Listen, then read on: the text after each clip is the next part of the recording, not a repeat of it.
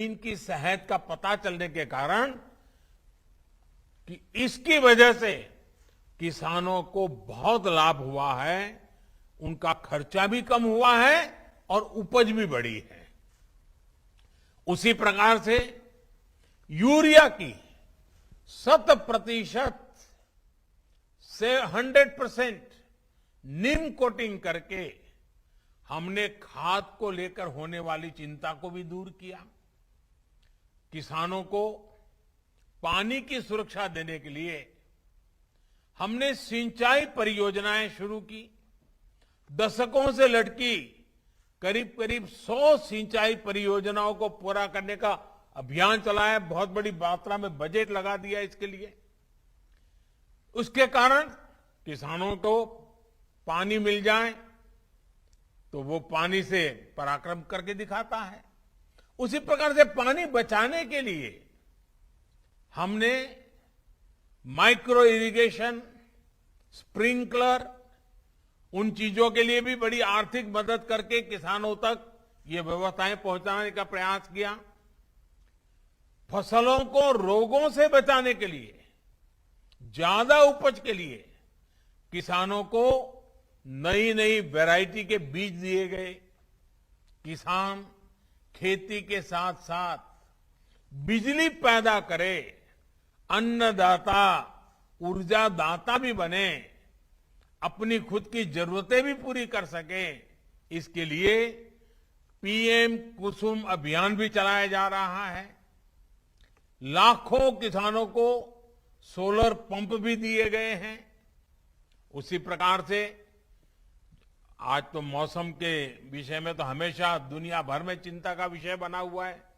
अभी हमारे छत्तीसगढ़ के मुख्यमंत्री जी भी कितने प्रकार की प्राकृतिक आपदाएं आती हैं, क्लाइमेट चेंज के कारण क्या क्या मुसीबत आती है, बड़े अच्छे ढंग से उन्होंने वर्णन किया। अब आप जानते हैं ओलावृष्टि और मौसम की मार से किसानों को सुरक्षा देने के लिए हमने कई चीजों में परिवर्तन किए। पहले के सारे नियमों में बदलाव लाए ताकि किसान को सर्वाधिक लाभ हो, इस नुकसान के समय उसको दिक्कत न आए, ये सारे परिवर्तन किए। पीएम फसल बीमा योजना, इससे भी किसानों को बहुत लाभ हो और सुरक्षा मिले, इसकी चिंता की। इस परिवर्तन के बाद किसानों को करीब करीब ये जो प्रधानमंत्री फसल बीमा योजना में जो परिवर्तन लाए, उसके कारण किसानों को करीब करीब 1 लाख करोड़ रुपए की क्लेम राशि का भुगतान किया गया है। ये 1 लाख करोड़ रुपया इस संकट की घड़ी में किसान के जेब में गया है। साथियों, एमएसपी में बढ़ोतरी के साथ साथ हमने खरीद प्रक्रिया में भी सुधार किया ताकि अधिक से अधिक किसानों को इसका लाभ मिल सके। रबी सीजन में 430 लाख मैट्रिक टन से ज्यादा गेहूं खरीदा गया। इसके लिए किसानों को 85,000 करोड़ से अधिक का भुगतान किया गया है। कोविड के दौरान गेहूं खरीद केंद्रों की संख्या 3 गुना तक बढ़ाई है। साथ ही दलहन, तिलहन, इन खरीद केंद्रों की संख्या भी 3 गुना बढ़ाई गई है। किसानों की छोटी छोटी जरूरतों को पूरा करने के लिए किसान सम्मान निधि के तहत 11 करोड़ से अधिक हमारे हर किसान को, और उसमें ज्यादातर छोटे किसान हैं, 10 में से 8 किसान हमारे देश में छोटे किसान हैं, बहुत छोटे छोटे जमीन के टुकड़े पर पल रहे हैं।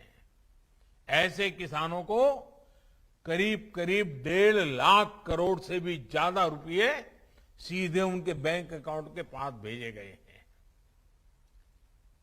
इसमें से 1 लाख करोड़ रुपए से अधिक राशि तो इसी कोरोना काल में भेजी गई है। किसानों को टेक्नोलॉजी से जोड़ने के लिए हमने उन्हें बैंकों से मदद की और उस मदद की पूरी प्रक्रिया को बहुत आसान बनाया गया है। आज किसानों को और बेहतर तरीके से मौसम की जानकारी मिल रही है। हाल ही में अभियान चलाकर 2 करोड़ से ज्यादा किसानों को किसान क्रेडिट कार्ड दिए गए हैं। मछली पालन करने वाले और डेयरी सेक्टर से जुड़े किसानों को भी किसान क्रेडिट कार्ड से जोड़ा गया है, केसीसी से जोड़ा गया है।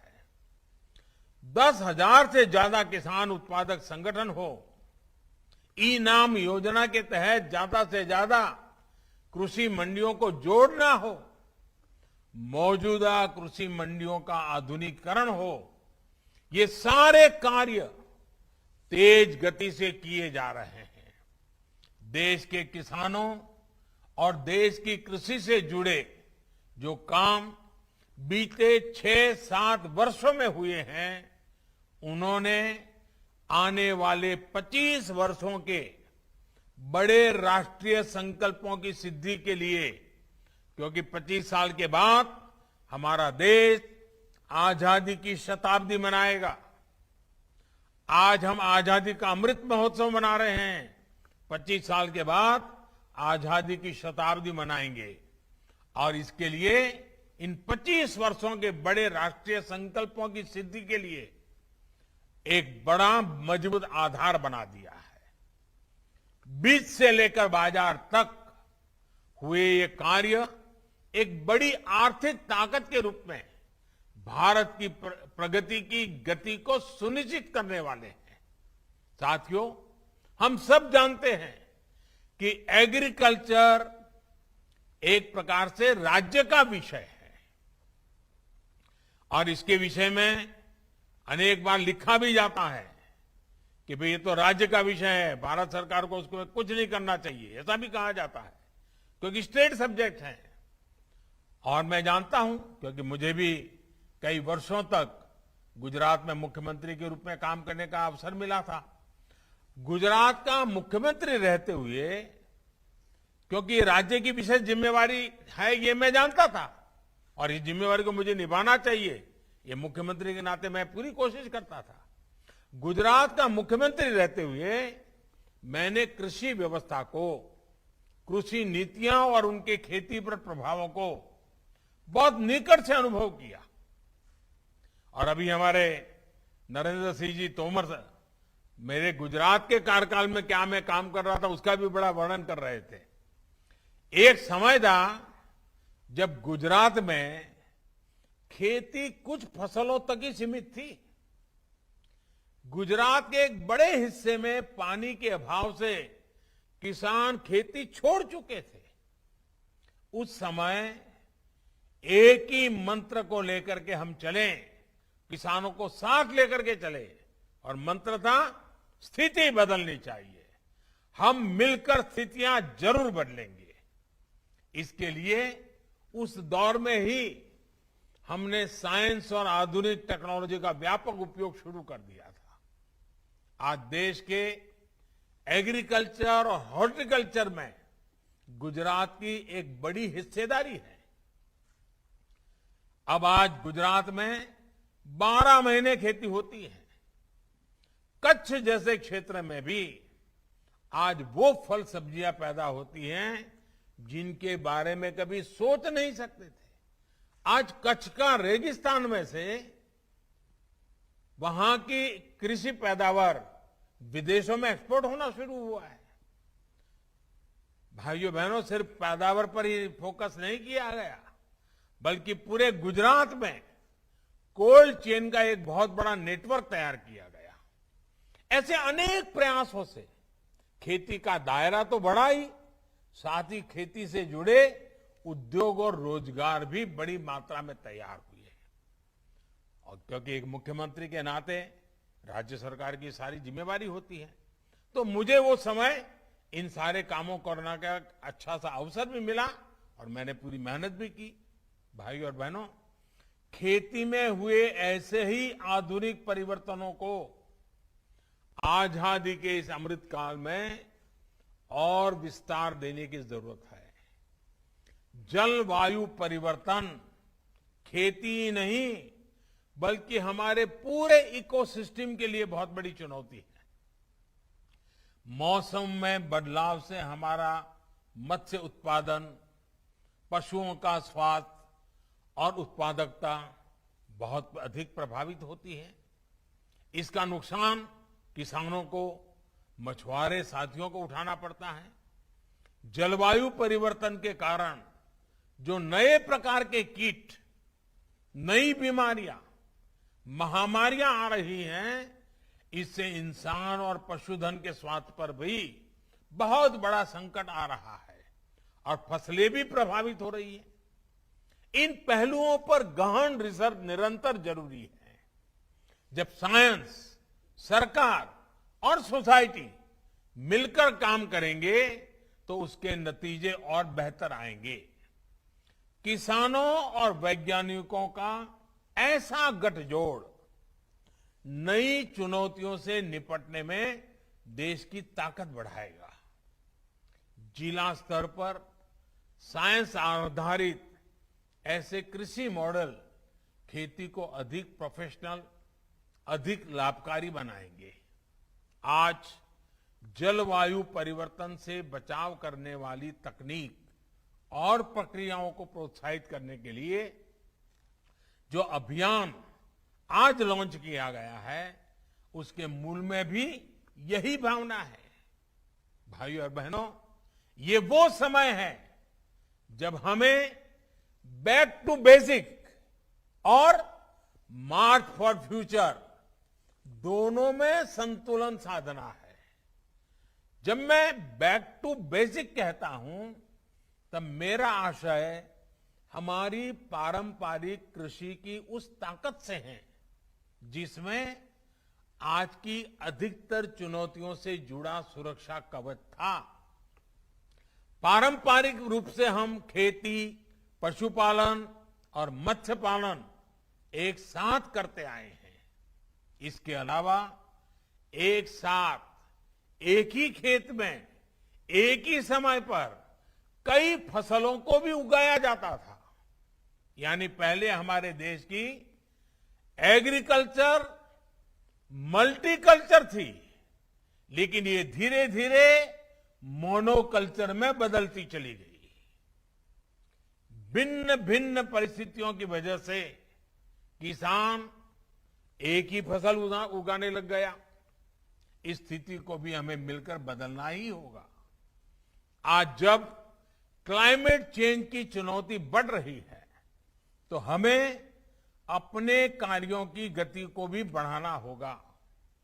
बीते वर्षों में इसी भावना को हमने किसानों की आय में बढ़ोतरी करने के लिए भी प्रोत्साहित किया है। किसान को सिर्फ फसल आधारित इनकम सिस्टम से बाहर निकालकर उन्हें वैल्यू एडिशन और खेती के अन्य विकल्पों के लिए भी प्रेरित किया जा रहा है। और छोटे किसानों को इसकी बहुत जरूरत है और इसलिए हमने पूरा ध्यान 100 में से 80 जो छोटे किसान हैं उन पर लगाना ही है।